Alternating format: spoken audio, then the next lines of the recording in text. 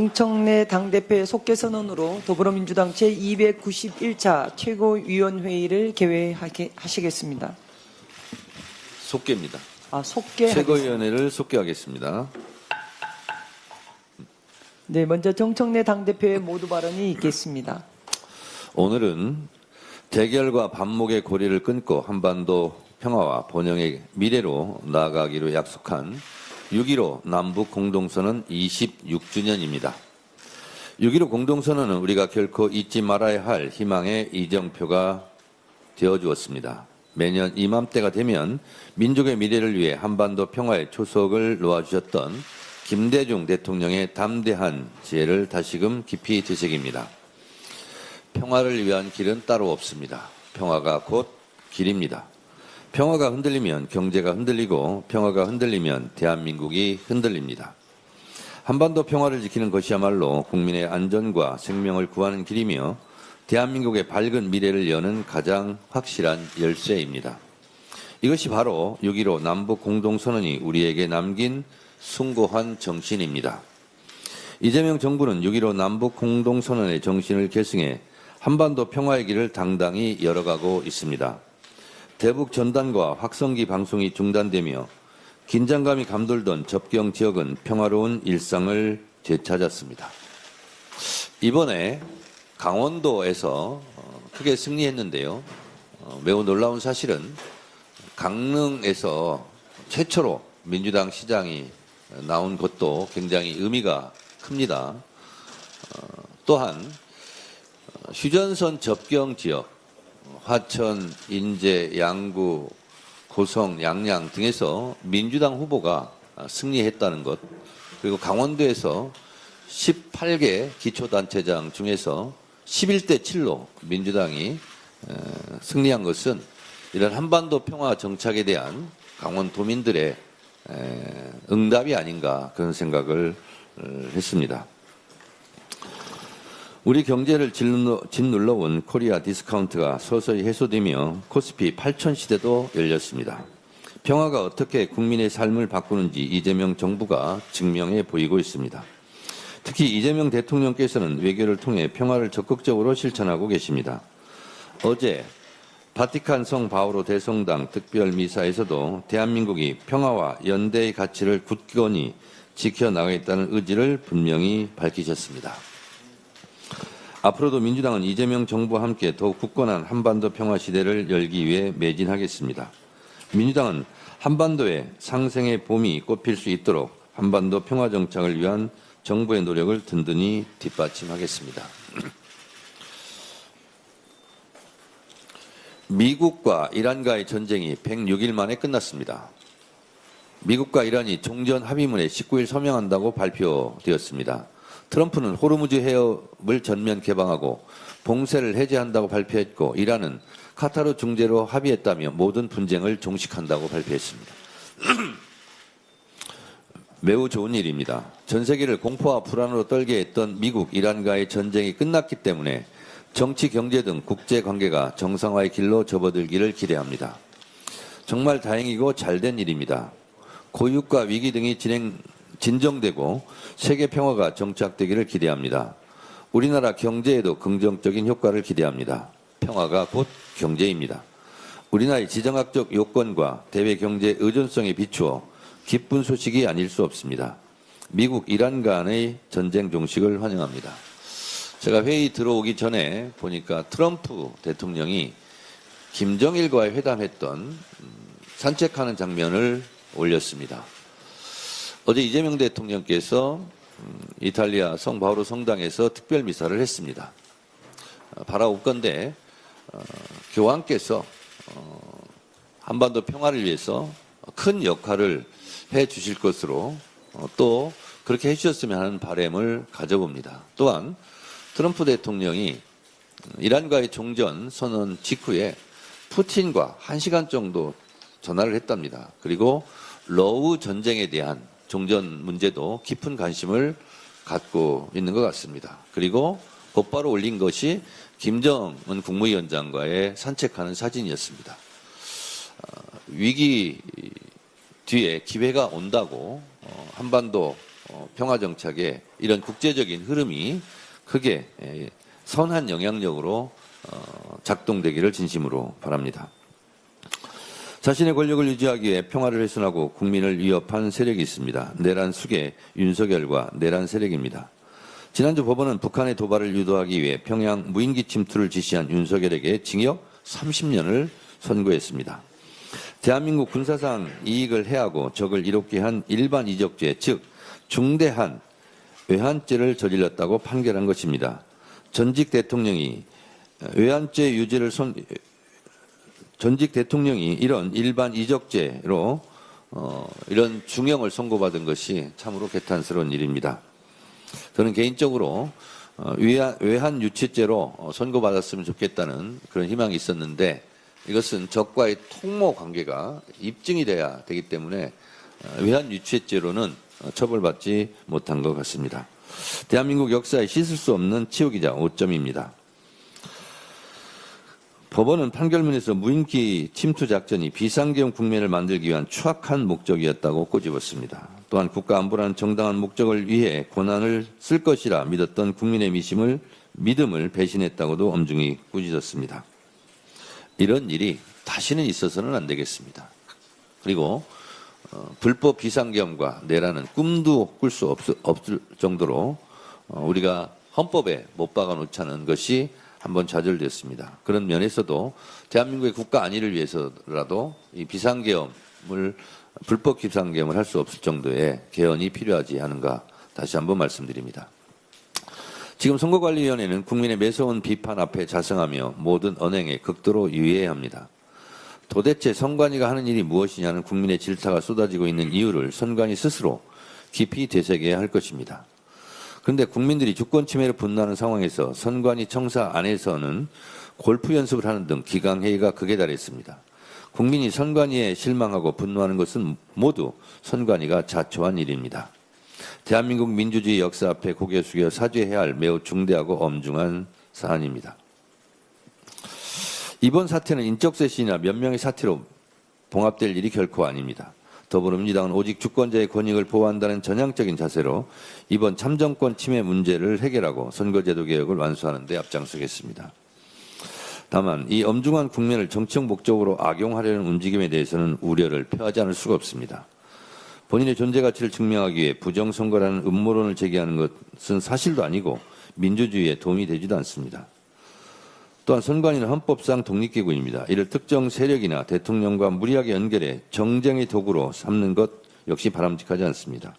비판은 합리적으로, 해법은 제도적으로 마련돼야 함을 다시 한번 강조드립니다. 각종 가짜뉴스와 루머들이 난무하고 있는데 이 또한 그대로 두고 볼 수는 없는 일이다라고 생각하고 이번 선관위 사태와 관련해서 선관위가 잘못한 것은 엄중하게 묻되 이와 관련해서 가짜뉴스 허위사실 유포로 더 혼란에 빠뜨리는 세력에 대해서는 사법당국에서 단호한 조치를 해주시기를 기대합니다. 민주당은 국정조사, 특검 등 국회가 할 수 있는 모든 수단을 동원해 한 점 의혹 없이 철저하게 진상을 규명하고 책임자를 처벌할 것입니다. 이탈리아 순방에서 이재명 대통령은 양국 관계를 최고 수준인 특별 전략적 동반자 관계로의 격상과 함께 양국 협력에 새로운 전기를 마련했습니다. 지정학적인 불확실성이 커진 국제정세 속에서 이탈리아와의 협력 관계를 더욱 단단하게 다지는 한편 르네상스의 발원지인 피렌체를 방문하여 문화 외교의 실질적 결실을 보여주고 계십니다. 국립중앙박물관과 세계적 미술관인 우피치 미술관 간의 MOU 체결은 양국 문화유산과 전시 콘텐츠 협력의 판을 키운 의미 있는 성과입니다. 아울러 이번에 체결된 한 이탈리아 영화 공동 제작 협정을 계기로 우리 K콘텐츠의 유럽 진출은 더욱 탄력을 받게 되었습니다. 이번 순방에서 이재명 대통령은 이탈리아 측으로부터 최고 수준의 훈장을 수훈하며 대한민국 위상과 성과를 국제적으로 인정받았습니다. 앞으로도 이재명 정부가 이끄는 대한민국 우수한 역량이 세계와 더욱 활발히 연결되고 그 성과를 풍성하게 나누게 되기를 기대합니다. 제가 지방선거 때도 참 많은 국민들한테 들었던 얘기입니다. 윤석열 대통령 때는 윤석열 대통령이 외국에 나갈 때마다 불안했었는데 이재명 대통령은 외국에 나갈 때마다 순방할 때마다 뭔가 기대가 된다는 거예요. 그리고 순방 때마다 역대급 성과의 국위선양으로 자랑스럽다, 자부심을 가진다, 이렇게 국민들이 뿌듯해 했던 얘기를 많이 들었습니다.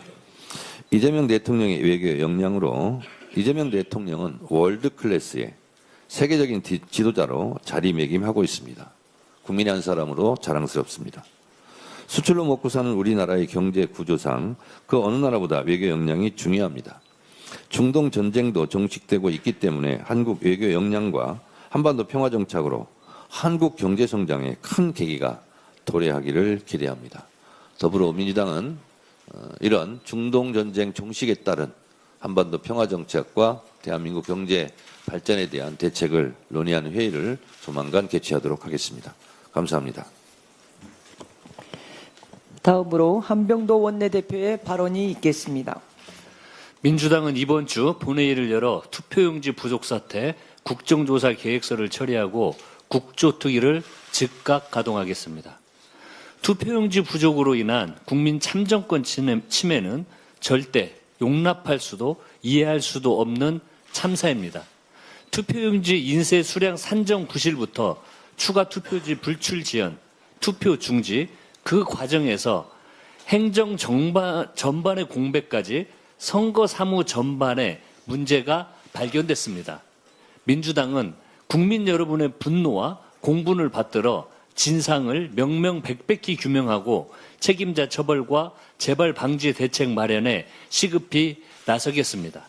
나아가 헌법상 독립기관이라는 지위에 기대어 본연의 역할을 내팽개친 선거 불신을 초래한 선관위의 확실한 책임을 묻겠습니다. 국정조사가 그 시작입니다. 민주당은 국정조사 계획서를 채택한 이후 투기가 업무보고, 청문회, 현장 조사까지 전방위적인 활동을 전개해서 티끌 하나의 의혹도 남기지 않고 해소할 수 있도록 준비하겠습니다. 국정조사와 함께 선거제도 개혁 TF를 중심으로 선거관리 사무 전반과 선관위 조직 개혁을 위한 제도 개선에 신속히 나서도록 하겠습니다. 국정조사와 함께 후반기 원구성 또한 18일까지 마무리해야 합니다. 6.3 지방선거에서 우리는 무책임한 정쟁을 뒤로하고 민생을 살리기 위해 열심히 일하라는 주권자의 준엄한 명령을 확인했습니다. 그런데 국민의힘은 지방선거에서 나타난 견제의 균형의 민심을 반영해야 한다는 아전인수식 해석을 내놓으며 자신들이 법사위원장을 맡아야 한다고 주장합니다. 지난 1년을 스스로 한번 돌아보십시오. 이재명 정부 출범 이후 사사건건 국정에 발목 잡고 상임위를 정쟁의 도구로 삼는 것을 벌써 잊었습니까? 민생 법안에 필리버스터를 신청하는가 하면 국익을 볼모로 대미투기를 일방적으로 멈춰 세우기도 했습니다. 어느 국민이 이를 뒷전으로 미루고 정쟁이나 일삼으라 했습니까? 법사위원장을 달라는 국민의힘의 주장은 후반기 국회 민생 파업 선언과 다름없습니다. 누차 말씀드렸듯이 제22대 국회 후반기 원 구성의 유일한 원칙과 기준은 민생과 성과입니다. 일하는 국회를 만드는 것입니다. 일하는 국회를 만들기 위해서는 법사위는 민주당이 맡아야 합니다. 오늘은 6.15 공동선언 26주년입니다.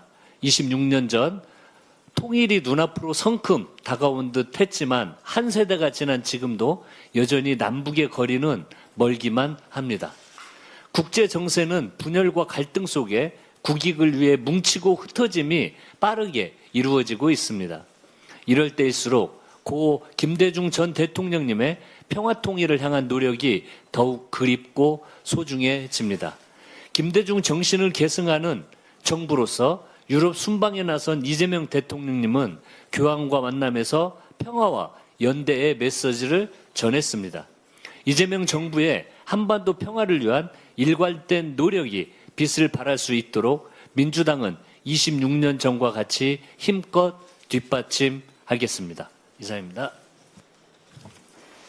다음으로 황명선 최고위원의 발언이 있겠습니다. 네, 오늘은 6.15 공동선언 26주년이 되는 날입니다. 6.15 선언은 오랜 적대와 긴장을 넘어 평화의 가능성을 전 세계에 알린 역사적 전환점이었습니다. 어제 이재명 대통령께서는 바티칸 특별 미사 연설을 통해 지금도 그 희망의 불씨가 살아있다라고 분명히 밝히셨습니다. 지금 한반도는 소통의 통로가 막혀 있고 불신과 긴장은 여전하지만 다시 분단의 시대로 되돌아갈 수는 없습니다. 대통령께서 말씀하신 대로 정전 사태를 넘어 지속 가능한 평화 체제를 구축하기 위해 할 수 있는 모든 것을 다해야 합니다. 평화는 한쪽의 양보가 아니라 상호 신뢰의 회복에서 시작됩니다. 대결보다 대화가, 두려움보다는 신뢰가 더 큰 힘이라는 것을 우리는 역사를 통해서 배웠습니다. 더불어민주당은 6.15 정신을 계승하여 한반도의 평화가 세계의 평화로 이어지는 선순환을 만들어가는데 앞장서겠습니다. 국민 참정권 침해 사태와 관련해서 우리 민주당이 앞장서겠습니다. 6.3 지방선거에서 드러난 선거관리위원회의 총체적 무능을 해결하기 위한 개혁 작업의 속도를 빨리 내야 합니다. 국정조사는 기본이고 특검 도입과 개헌까지 적극적으로 해야 합니다. 정치권은 정쟁의 시간을 소모하지 말고 국회에서 여야가 합의할 수 있는 것부터 근본적인 개혁 방안을 만들기 시작해야 합니다. 지금까지 드러난 사실만으로도 선관위는 위에서부터 아래까지 기강이 무너진 조직이고 선관위가 헌법상 독립기관으로 존재할 가치가 있는지 많은 국민들은 근본적인 의문을 갖습니다. 하지만 이 사태를 악용해 부정선거 음모론으로 선동하는 것은 반사회적 행태로 법과 원칙에 따라 합당한 엄중한 책임을 물어야 합니다. 장동혁 대표를 비롯한 일부 국민의힘 의원들이 이번 선거관리 부실선거와 관련돼서 부정선거라고 하면서 재선거 도입을 주장하며 이 사안을 정쟁으로 몰아가고 있습니다. 바로 이 행태를 즉각 중단해야 합니다. 국민 참정권이 침해된 이 사건을 민주주의와 국민주권 강화를 위한 전화회복의 계기로 삼아야 합니다. 국민의힘은 광장이 아니라 국회에서 국민의 참정권을 지키기 위한 초당적 협력에 나설 것을 강력하게 촉구합니다. 이상입니다. 다음으로 강덕구 최고위원의 발언이 있겠습니다. 26년 전 오늘 김대중 대통령과 김정은 국방위원장이 손을 맞잡았습니다. 분단 이후 처음으로 남북 정상이 마주했던 그야말로 감격스러운 순간이었습니다. 6.15 남북 공동선언 26주년을 맞이해서 평화의 가치를 다시금 되새깁니다. 평화는 단순한 구호나 이념이 아닙니다. 국가 안보와 대한민국의 미래가 걸린 가장 엄중한 현실의 문제입니다. 평화가 공고할 때 비로소 국민의 삶이 안정을 찾고 그리고 경제가 살아나고 그리고 내일의 미래를 꿈꿀 수 있습니다. 민주당은 6.15 남북 공동선언의 숭고한 정신을 변함없이 이어가겠습니다. 이재명 정부와 발맞춰서 멈춰선 한반도의 평화의 시계를 다시 움직이겠습니다. 어제 발표된 리얼미터 여론조사 결과 정당 지지율에서 국민의힘의 5차 범위 밖 역전을 허용했습니다. 대통령 국정 지지율도 4주 연속 떨어졌습니다. 집권 2년차에 이런 여론조사 결과를 마주하고 있는 것에 대해서 우리 모두 긴장해야 합니다. 지난 13일 이재명 대통령께서 SNS를 통해서 뜻깊은 메시지를 전하셨습니다. 해외 순방 중에도 당과 대한민국을 걱정하면서 한시도 마음을 놓지 못하셨을 대통령의 고뇌와 충정이 고스란히 느껴졌습니다.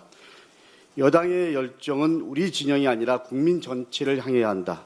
대결과 배제보다는 끊임없는 대화 소통으로 갈등을 조정하고 반발을 최소화하는 큰 그릇의 역할을 해야 한다는 대통령의 말씀처럼 지금 우리 여당에게 주어진 책무는 명확합니다. 여당은 대통령과 운명을 같이 하는 운명 공동체이자 국민의 삶을 온전히 책임지는 자리입니다. 말이 아닌 행동으로 과정뿐만 아니라 확실한 결과로 증명해야 합니다. 진영의 이익보다 국민 전체를 향한 무한 책임으로 평가받아야 합니다. 그것이 집권 여당이 짊어진 무게이며 정권 재창출을 위한 필수 조건이기도 합니다. 지방선거가 끝나고 이재명 정부 2년차를 맞이한 지금 집권 여당은 매우 중요한 분기점에 있습니다. 지금 당장만 하더라도 해야 할 일이 한두 가지가 아닙니다. 미국, 이란 종전에 선제적으로 대응해서 유가 안정화를 비롯해서 산업과 민생 전반의 대책을 마련해야 됩니다. 외교 안보의 불확실성을 제거하고 남북 관계를 복원해야 합니다. 26년 오늘 시대가 요구하고 당원과 국민이 기대하는 민주당의 모습은 분명합니다. 바로 이재명 대통령과 뜻을 함께 해서 이재명 정부의 성공을 확실하게 뒷받침하고 그리고 성과를 낼 수 있도록 안정적이고 유능한 집권 민주당의 모습일 것입니다. 국민에게 신뢰받고 그리고 국민에게 집권당의 모습을 다하는 그런 민주당이 될 수 있도록 당정청이 하나가 되어야 합니다. 이제 민주당은 적을 만드는 정치가 아닌 포용의 정치를 펼쳐야 합니다. 문제를 키우는 정치가 아니라 문제를 시원하게 해결하는 정치를 해야 합니다. 그래야만 당을 지키고 나아가 다음 선거에서도 다시 승리할 수 있습니다. 지금 당장 우리의 손에 이 나라의 운명과 5,200만 국민의 삶이 달려있다. 더 크게, 더 넓게, 그리고 더 멀리 바라보며 더 많은 국민과 함께 가자는 우리 대통령님 말씀을 우리 지도부 모두가 다시 한번 깊이 곱씹어 보아야 할 것입니다. 이상입니다. 네. 다음으로 이성윤 최고위원의 발언이 있겠습니다. 지난 12일 윤석열이 평양 무인기 북한 도발 혐의로 징역 30년이 선고되었습니다. 윤석열의 내란 우두머리 무기징역에 이어 일반 이적죄로 징역 30년이 선고되었지만 아직도 윤석열 등 몇몇 소수 외에 대다수 내란 관련자들은 제대로 된 처벌이나 청산은 되지 않고 있습니다. 지금은 내란 청산과 개혁 완수에 매진해야 할 때입니다. 윤석열 내란을 극복한 이재명 국민주권 정부 출범 1년이 지났지만 아직도 준동하는 12.3 내란 세력을 티끌까지 남김없이 청산하고 검찰개혁을 완수해야 할 때입니다. 올해 9월 말까지 검찰개혁 막바지입니다. 끝까지 완전하게 개혁해야 국민이 안심합니다. 윤석열 정치검찰이 김건희나 자기들 편에게는 면죄부를 주고 야당이나 마음에 들지 않는 상대방에게 보복수사, 표적수사를 해대더니 급기야 조작수사와 기소까지 저질렀습니다. 이러한 전두환 하나회 같은 윤석열 검찰을 뒷배로 윤석열은 12.3 불법 개업 내란을 일으켜 국민의 생명과 대한민국 헌법 질서를 위협했습니다. 12.3 내란을 막아주신 국민과 우리 당원들은 아직도 온전하고 있는 내란 세력을 제대로 청산하고 마지막까지 긴장을 늦추지 말고 윤석열 내란 뒷배 검찰개혁을 제대로 하라고 강력히 요구하고 있습니다. 지난해 정치검찰을 공수처과 중수청으로 분리했지만 검찰개혁 과정에서 보완이라는 미명하에 자칫 검찰에게 티끌만한 수사권이라도 남겨둘 경우에 또다시 수사권을 악용, 남용하는 윤석열 정치검찰이 언제 부활할지 몰라 국민들은 불안해하고 있습니다. 이런 검찰이든 공수처이든 호시탐탐 수사권을 악용, 남용하는 자들이 있는 집단에게 보안이라는 이름으로 수사권을 남겨두는 것이 진정한 검찰개혁이라고 할 수 있겠습니까? 하여 수사로 악용, 남용될 수 있는 보안 수사권을 완전히 폐지하고 수사와 기소의 완전한 분리로 검찰개혁을 끝까지 제대로 완수해야 합니다. 또한 당원 주권 정당을 향한 민주당 개혁도 결코 멈추거나 후퇴해서는 안 됩니다. 1987년에서야 국민들의 한 표로 대통령을 뽑는 나라가 되었습니다. 이 당연한 민주주의 원리가 우리 민주당에는 불과 넉 달 전에 당원 1인 1표제로 이제 막 들어왔습니다. 우리 당원 전체가 오랜 시간 토론과 수교 과정을 통해 이룩해낸 당원들의 성과입니다. 이해찬 전 대표는 정당이 민주적이지 않으면 국정도 민주적일 수 없다고 강조했습니다. 우리 민주당 발전의 역사도 소수의 독점에서 당원 다수가 참여하고 책임지는 정치 과정으로 발전해 왔습니다. 우리 당의 주인은 당연히 당원입니다. 누구도 부인할 수 없는 당연한 헌법 원칙과도 같습니다. 당의 중요한 방향도 당대표도 당원이 1인 1표로 결정해야 합니다. 당대표도 한 표, 국회의원도 한 표, 당원도 한 표입니다. 특정 계파나 특정 인물, 기득권 정치가 아니라 우리 민주당의 주인인 당원들이 선택하고 발전시켜 만들어낸 우리 민주당 개혁의 성과입니다. 이러한 내란 청산 검찰개혁 1인 1표 당원 주권 정당으로 개혁이 멈추거나 결코 후퇴해서는 안 됩니다. 더 강한 개혁 민주당으로 나아가야 합니다. 지금 흔들림 없이 내란 청산, 안전한 검찰개혁, 당원 주권 정당으로 개혁으로 나가는 것은 대한민국 주권자 국민과 당의 주인 당원의 요구입니다. 이상입니다. 다음으로 문정복 최고위원의 발언이 있겠습니다. 안보를 권력의 도구로 삼은 죄 끝까지 책임을 물어야 합니다. 지난 금요일 윤석열이 비상계엄의 명분을 만들기 위해서 북한의 무인기를 투입한 혐의로 징역 30년을 선고받았습니다. 헌정사상 처음으로 전직 대통령에게 일반 이적죄 유죄가 인정된 판결입니다. 국민의힘은 이 판결과 관련해서 침묵하는 이유가 무엇일까요? 동의한다는 뜻으로 이해해도 되겠지요? 법원은 국가안보와 국토방위를 위한 작전이 아니라 비상계엄 상황을 만들기 위한 작전이라고 판단했습니다. 대통령에게 부여된 국군 통수권과 계엄권은 국가와 국민을 지키기 위한 권한입니다. 그 권한이 정치적 위기를 모면하고 권력을 지키기 위한 수단으로 쓰였다면 그 자체로 헌정 질서에 대한 중대한 배신입니다. 안보는 권력자의 것이 아닙니다. 군은 개인의 정치적 이해를 위해 동원될 수 있는 조직이 아닙니다. 국민의 생명과 한반도의 평화를 권력 유지의 도구로 삼은 일은 어떤 이유로도 용납될 수 없습니다. 이번 판결은 12.3 내란의 본질이 무엇이었는지 다시 분명하게 보여주고 있습니다. 국민을 지켜야 할 권력이 오히려 국민을 위험에 빠뜨리고 헌법을 소외할 자리가 헌법을 흔드는 출발점이 되었습니다. 아직 끝난 것이 아닙니다. 책임은 법정의 한 판결로 끝나지 않습니다.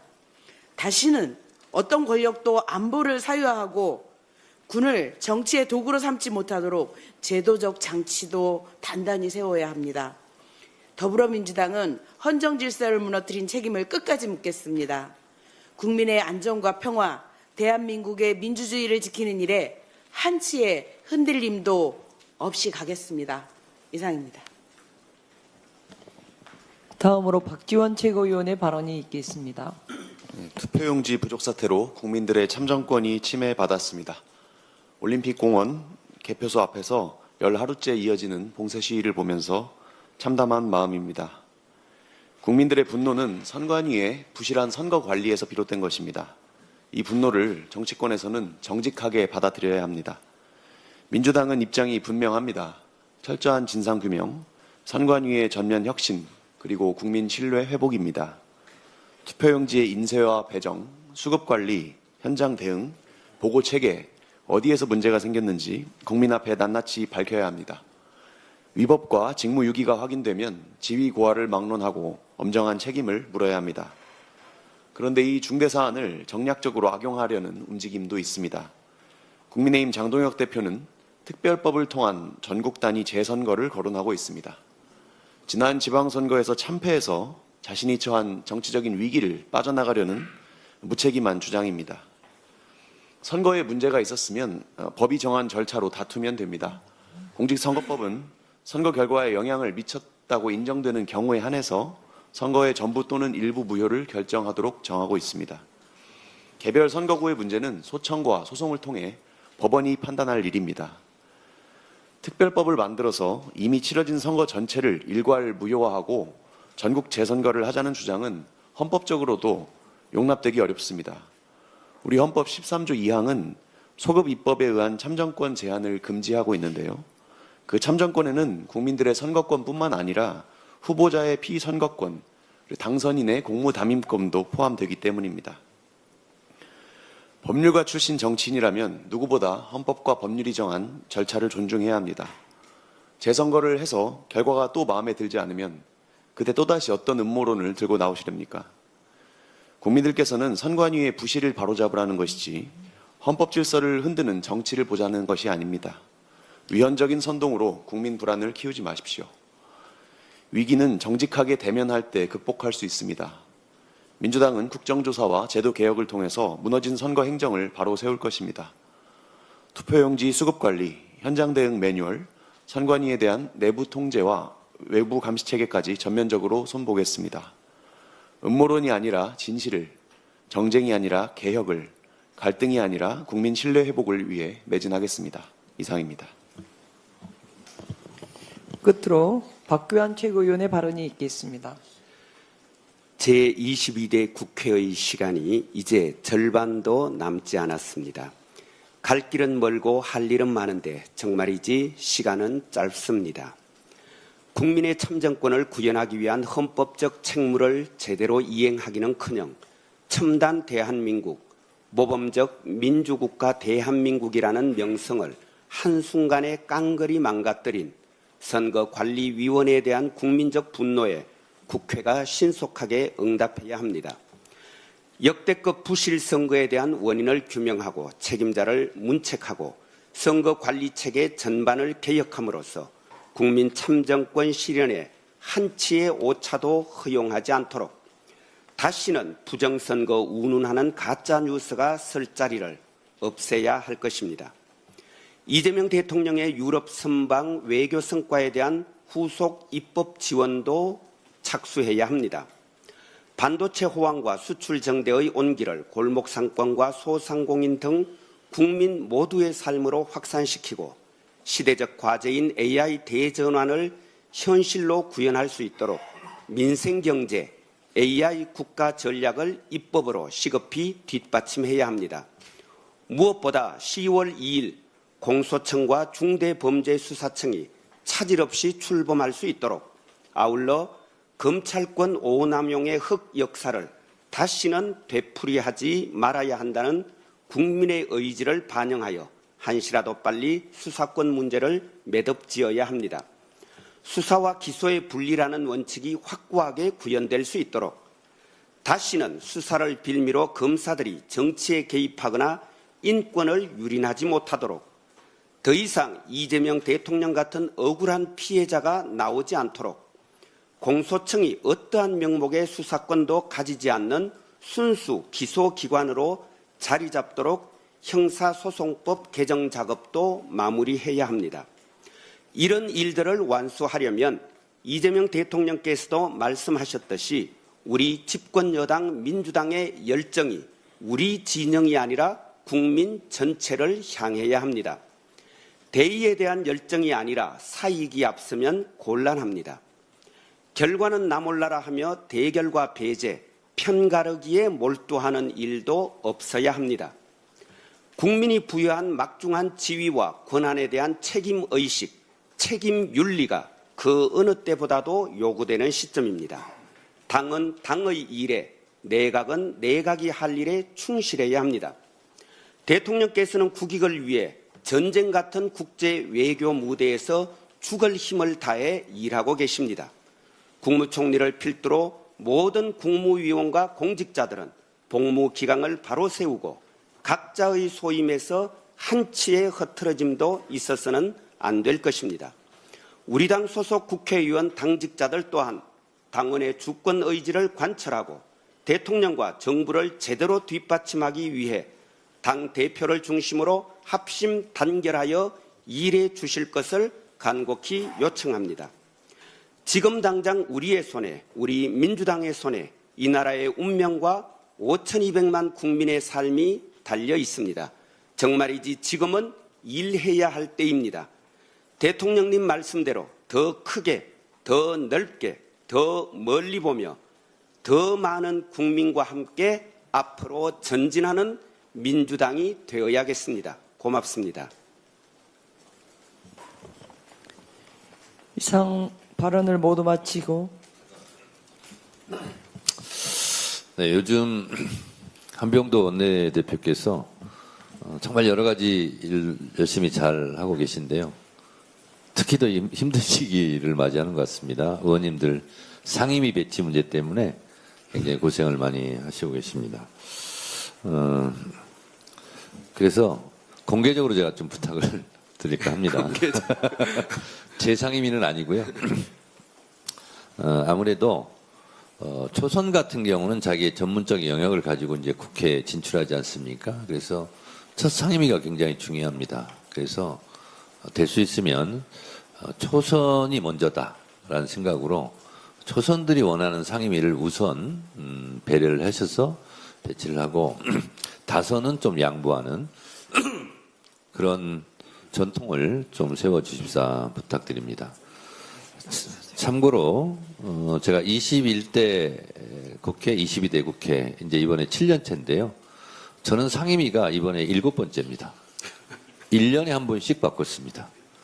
제가 바꾸고 싶어서 바꾼 게 아니라 당에서 원내에서 여기 가십시오 그러면 갔습니다. 그리고 군소리 없이 갔습니다. 그래서 제가 앉아서 생각해 보니까 21대 첫 때부터요 갔던 데가 1년 차에 교육위, 문체위, 과방위, 산자위, 법사위, 국방위 그리고 이번에 또 어디로 보낼지 모르겠습니다.